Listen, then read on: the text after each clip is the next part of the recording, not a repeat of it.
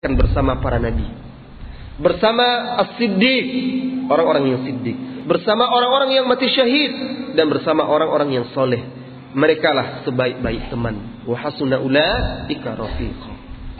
Jadi as-siddiq adalah kedudukan yang tertinggi. Oleh karena itu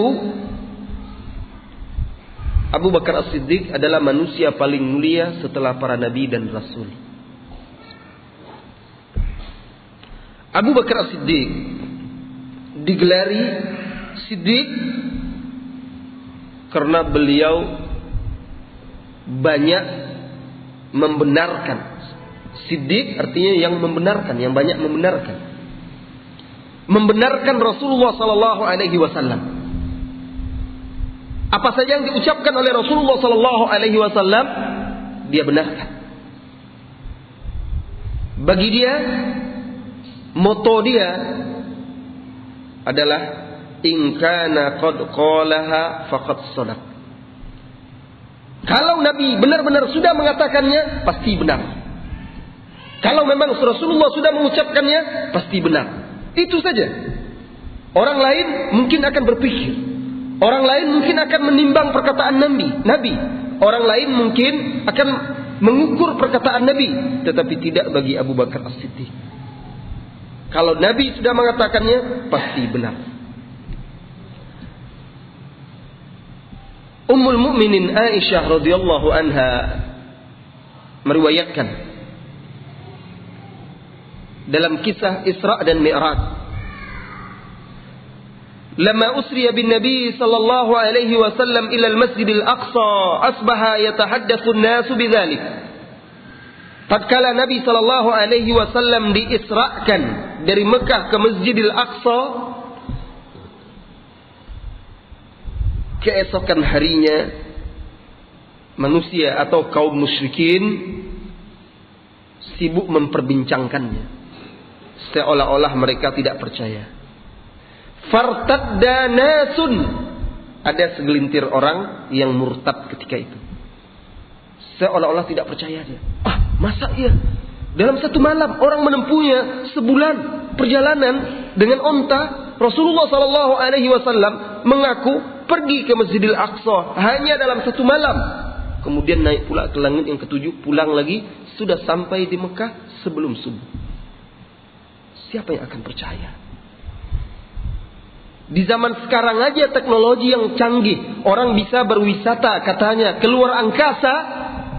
Tidak akan percaya orang kalau ada yang mengatakan dia sampai ke langit. Tidak percaya orang. Apalagi sampai ke langit yang ketujuh. Kanu amanu bihi wa saddaquhu.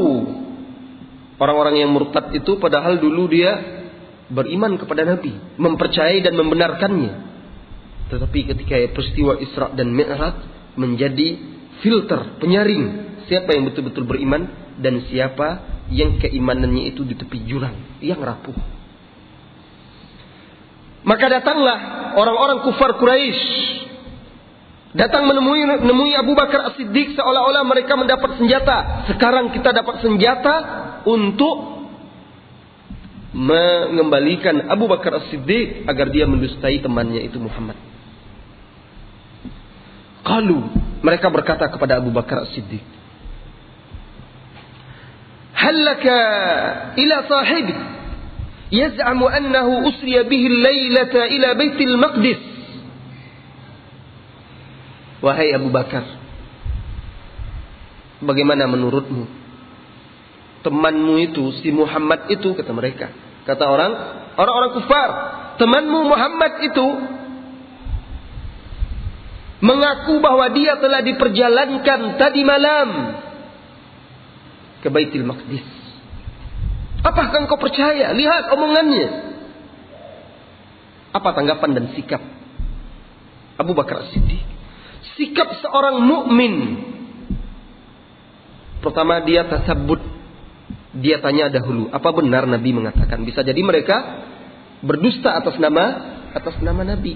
Apa kata Abu Bakar As-Siddiq? Waqad qala dzalik. Apakah dia benar telah mengatakannya? Rasulullah sallallahu alaihi wasallam benar mengucapkannya. Berharga. Orang bisa jadi menyampaikan kepada kita hadis Nabi. Tetapi apa benar Nabi mengatakannya? Dari mana dia dapat? Apa buktinya? Apakah sudah diakui oleh para ulama bahwa itu hadis Nabi? Ataukah hadis palsu? Bohong-bohongan. Ini pelajaran berharga bagi kita. Seorang mukmin harus teliti terhadap segala sesuatu yang dinisbatkan kepada Rasulullah sallallahu alaihi wasallam.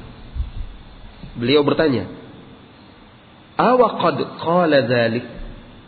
Apakah beliau sungguh-sungguh telah mengatakannya? Mereka menjawab, "Na'am." Qalu na'am, ya benar. Muhammad telah mengatakannya. Jawab Abu Bakar, kalau sudah jelas sahih hadis. Pelajaran yang kedua. Yang pertama kita teliti. Tanya dengan benar. Yang kedua, bagaimana sikap kita kalau hadis itu telah sahih? Apakah nanti dulu? Kita tunggu dulu. Kita adu hadis ini dengan perkataan guru kita. Siapa guru kita? Sehingga perkataannya digunakan sebagai timbangan untuk menimbang hadis-hadis, sabda-sabda perkataan Rasulullah sallallahu alaihi wasallam. Tidak patut dan tidak pantas. Lihat, kalau hadis sudah jelas sahih, sudah jelas benar. Apa kata Abu Bakar As-Siddiq? La in qala dzalika faqad shadaq.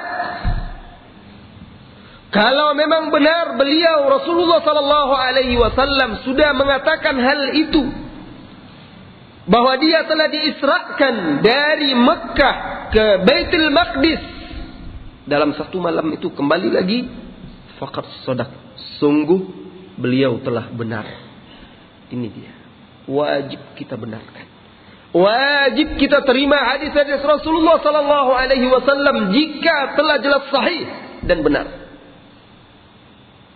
Menolak Rasulullah, menolak hadis-hadis Rasulullah sallallahu alaihi wasallam, menyelisihinya akan menimbulkan dua dampak yang buruk. Falyahdharil ladzina yukhalifuna an amri an tusibahum fitnah aw yusibahum adzabun alim. Apa kata Allah? Maka hendaklah takut orang-orang yang menyelisihi, menentang perintah-perintah Rasulullah sallallahu alaihi wasallam, bahwa mereka akan ditimpa oleh fitnah. Apa fitnah? Fitnah tersesat dari jalan yang lurus. Fitnah hatinya akan berpaling dari jalan yang hak. Fitnah hatinya akan tertutup dan terkunci. Kenapa? Karena Allah juga berfirman, falamma zaghu azaghallahu qulubahum. Tatkala mereka berpaling, menyimpang, Allah palingkan, Allah simpangkan hati mereka. Fitnah berupa kekacauan, perpecahan dan perselisihan. Apa yang menyebabkan umat Islam terpecah belah, berselisih? Karena mereka menyelisihi sunnah Rasulullah sallallahu alaihi wasallam, meninggalkan hadis-hadis Rasulullah, lalu mengambil perkataan kiai, guru, tuanku, khalifah, ustaz sebagai kata putus, bukannya hadis-hadis Rasulullah sallallahu alaihi wasallam. Sehingga umat hidup dalam fitnah, kekacauan, penyimpangan, kesesatan. Lihat banyak sekali bentuk kesesatan, penyimpangan, pemahaman, aliran yang beraneka ragam di tengah umat akibat meninggalkan hadis-hadis petunjuk Rasulullah sallallahu alaihi wasallam. Lihat perpecahan satu dengan yang lainnya karena tidak berpegang teguh dengan hadis-hadis Rasulullah sallallahu alaihi wasallam. Ini dampak buruk yang pertama, meninggalkan hadis-hadis Rasulullah sallallahu alaihi wasallam. Yang kedua, au yusibahum adzabun alim, atau mereka akan ditimpa oleh azab yang pedih. Sudah azan belum? Belum ya? Oh ya, sekarang agak mundur waktunya.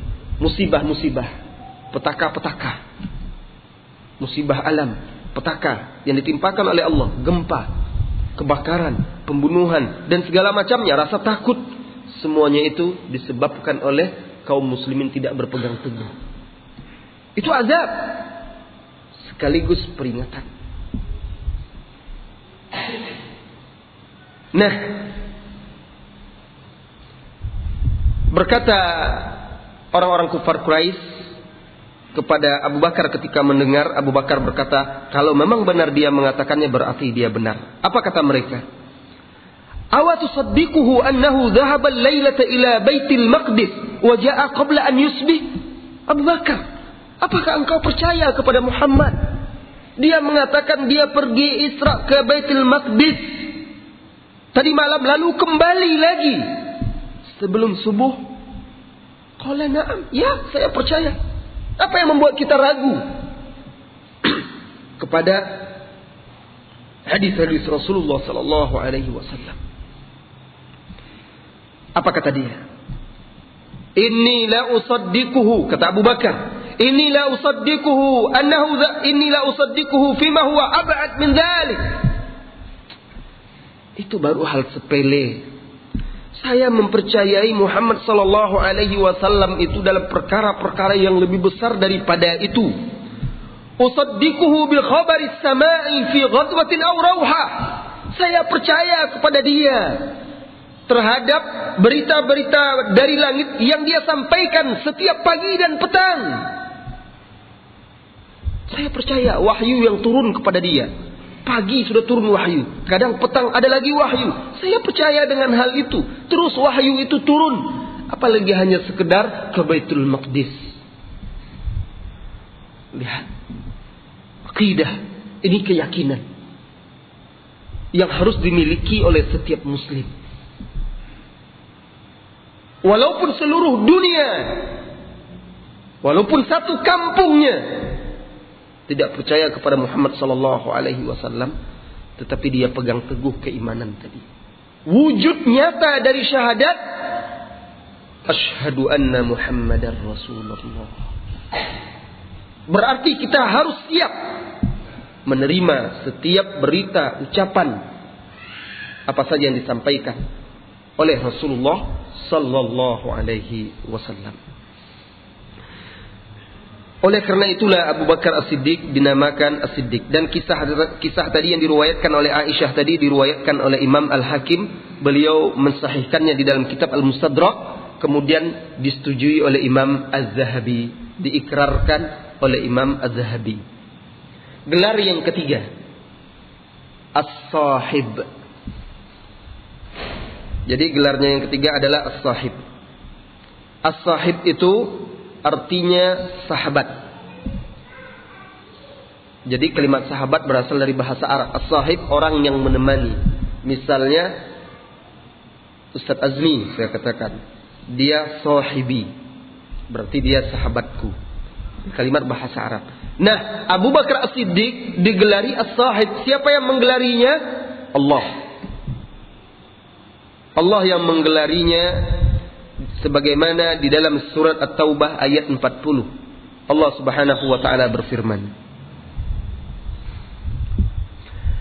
"Illa tansuruhu faqad nasarahu Allah إذ أخرجه الذين كفروا ثاني اثنين إذ هما في الغار إذ يقول لصاحبه لا تحزن إن الله معنا فأنزل الله سكينته عليه وأيده بجنود لم تروها وعذب الذين كفروا وجعل كلمة الذين كفروا السفلى وكلمة الله هي العليا والله عزيز حكيم. Kata Allah, illa tansuru, jika kalian tidak menolongnya. Menolong siapa? Rasulullah sallallahu alaihi wasallam. Jika kalian tidak membelanya, faqad nasarahullah, sungguh Allah telah menolong dan membela Muhammad sallallahu alaihi wasallam. Idz akhrajahu alladziina kafaru, ingatlah ketika orang-orang kafir mengusirnya. Ini peristiwa hijrah. Ketika Rasulullah sallallahu alaihi wasallam hijrah, kenapa? Karena orang-orang kafir mengusirnya, tidak mengizinkan lagi, tidak memberi tempat untuk Rasulullah dan kaum muslimin di kota Mekah, sehingga beliau dan kaum muslimin terpaksa hijrah. Tsaniyasnaini idh huma fil ghar. Abu Bakar adalah orang yang kedua ketika mereka berdua di dalam gua. idz yaqulu li sahibih, ketika Rasulullah sallallahu alaihi wasallam berkata kepada sahibnya. Nah, ini dia.